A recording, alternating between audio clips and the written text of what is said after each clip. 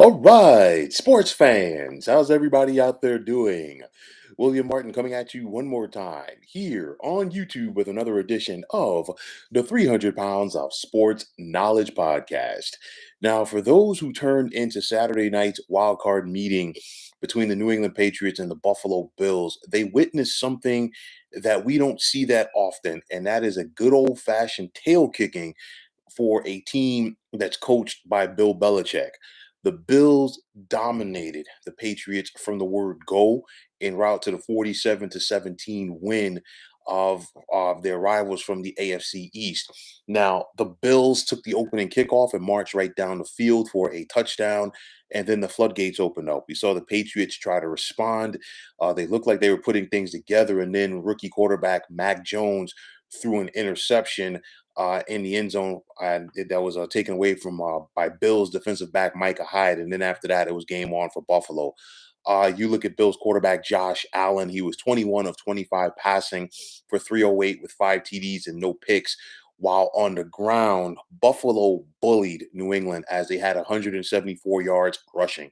Now, in total, the Patriots gave up 482 yards to the Bills in Orchard Park on Saturday night, while Buffalo didn't attempt a punt or a field goal for the entire contest.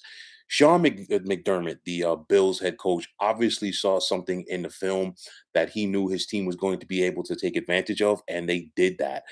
You looked at it, and the Bills offensively just out physicaled the Patriots. And that's something that we don't say that often from a Bill Belichick coach team, is where you get out physical. And the Patriots defensive line got no penetration whatsoever. The Bills running backs were like tanks. Josh Allen as a runner as well could not be stopped. And even Josh Allen as a passer couldn't be stopped because he had all day. Stephon Diggs could do whatever he wanted to against this Patriots secondary, as is the case for the likes of Cole Beasley and Dawson Knox. And then on the flip side for New England, Mac Jones, he did throw 2 interceptions, had a couple of touchdowns late when the game obviously was out of reach. He finished 24 of 38 passing for 232.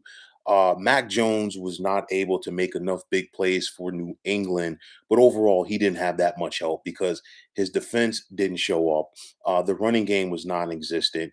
We saw a lot of drop passes early on from Patriot receivers that could have, slowed down the tide of the Bills. And, typically, this is the time of the year when you see the Patriots, turn it up a notch. Obviously, things are different now because Tom Brady's not there anymore.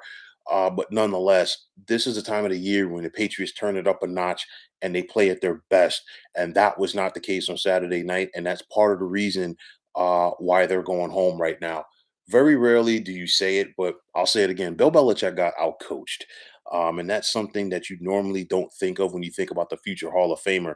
But he got outcoached. He never was able to make an adjustment to stop the Bills. And typically, when you think about Bill Belichick is the maestro when it comes to making in-game adjustments. That was not the case on Saturday night, as the Bills has basically exploded on the Patriots and did whatever they wanted to. Overall, big picture, grand scheme of things. Obviously, the Bills are going to Kansas City this Sunday, where they'll hopefully beat the Chiefs. They fell to the Chiefs in the AFC Championship game last year, but they went to Arrowhead and beat the Chiefs earlier this season, so they have some confidence there. But getting back to the Patriots, this game right here shows you that there's a new sheriff in town in regards to who runs the AFC East. I know that these two teams split the head-to-head matchup during the regular season. Both road teams won. And of course, the Bills did win this division last year, but for the latter part of 2 decades, it was the Patriots and nobody else. However, this shows you that a new day has come, and the Bills are running shop in this division. And I think going into this off season, what New England is going to have to do now, they're going to have to figure out what they can do to get past Buffalo. And I know that the Patriots did beat the Bills earlier this season. A lot of people question, did the Bills beat themselves in that game? But nonetheless, a win is a win. But big picture, New England has to figure out how to get past Buffalo long term. And I think what the Patriots are going to have to do, they're going to have to go back to the drawing board.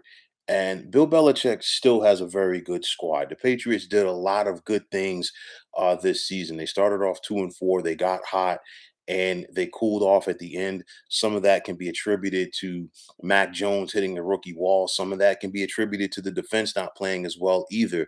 Because aside from letting Buffalo do whatever they wanted to on the ground, this past Saturday night. Remember a few weeks ago when the Patriots lost to the Colts, they simply never had an answer for Jonathan Taylor on the ground either.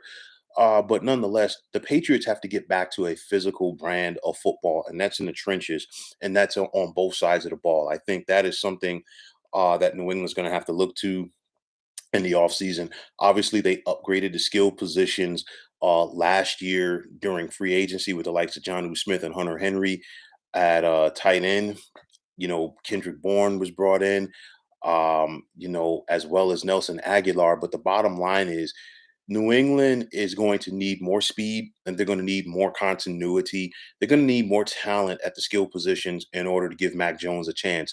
Mac Jones has the potential to be a solid NFL quarterback. And I mean, look at it. Out of all of the rookie quarterbacks, he made the postseason. And, I've said it before, Mac Jones is a system guy. He succeeded this year because of the similarities between what the Patriots do and what the system that he came from at the University of Alabama. But nonetheless, Mac Jones needs a talent around him. You saw the first rounders that he was getting the football to during his time at Alabama. You need those skill players around him if he's going to succeed. I still think he has the potential to be a very solid NFL quarterback, but he's not going to be a guy that's simply going to put an offense on his shoulders and carry it. That's something that his predecessor was able to do at times for New England and Tom Brady. But the thing is, Mac Jones is not that guy, but that does not mean that he cannot have success at the NFL level. So now you're going to tailor your team around Mac Jones offensively. And the Patriots need to get back to an attitude on defense. We didn't see that coming down the stretch of the regular season, and it cascaded and carried over into the postseason. So it's going to be interesting to see how Belichick and the Patriots do address this offseason. This is something where they have a bitter taste in their mouths right now. Two straight playoff losses for Bill Belichick. And obviously, his naysayers are going to say, well, you still have not won a playoff game without Tom Brady. I think that is going to come.